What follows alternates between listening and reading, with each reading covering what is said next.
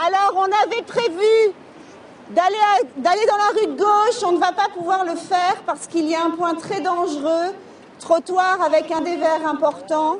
À peine arrivés sur le sol lyonnais, les membres de l'association des paralysés de France rencontrent des difficultés d'accès. C'est ça qu'on demande, pouvoir être sur les trottoirs comme tout le monde.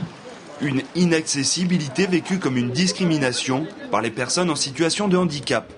Ce qui nous intéresse aujourd'hui à La Roche-sur-Yon, c'est qu'avec des données objectives d'un baromètre réalisé au niveau national, La Roche-sur-Yon est 90 sur 96. Donc certes, il y a la voirie, il y a tout ça, mais il y a l'accès aux services. Et il y a tout ce qui fait qu'une personne en situation de handicap a accès à tout, comme tout le monde, et peut vivre entièrement sa citoyenneté, sans demander la charité, sans demander de l'aide, en toute autonomie. Heureusement qu'on est plusieurs. Deuxième étape, direction la mairie pour remettre aux élus un exemplaire de l'Express.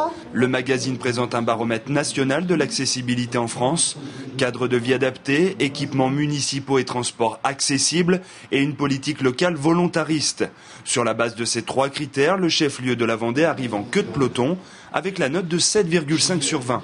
On vous invite à aller chercher les bonnes idées qui sont à Nantes et qui sont appliquées depuis de nombreuses années. Nous militons depuis de très très nombreuses années.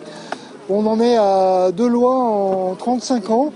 Nous, on considère que s'il y a des lois qui sont votées, c'est pour que simplement elles soient appliquées. La première loi était quand même en 1975.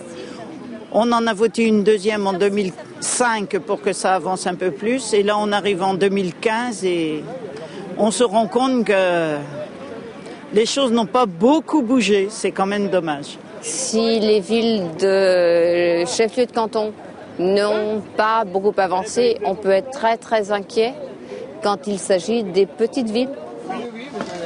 Ce qui retient surtout l'attention de l'APF ici, c'est notamment l'inaccessibilité au commerce. Ouverture manuelle des portes, plan incliné mal adapté, rehaussement des entrées. Je sais pas si j'arrive. Ah, si. Attends. Non, tu vois, j'arriverai pas. Qu'est-ce qu'il m'a dit ? 5 ans après la mise en application de la loi du 11 février 2005 sur l'égalité des droits et des chances, les efforts sont toujours à faire. En 2015, date butoir, les mauvais élèves devront présenter des résultats plus probants.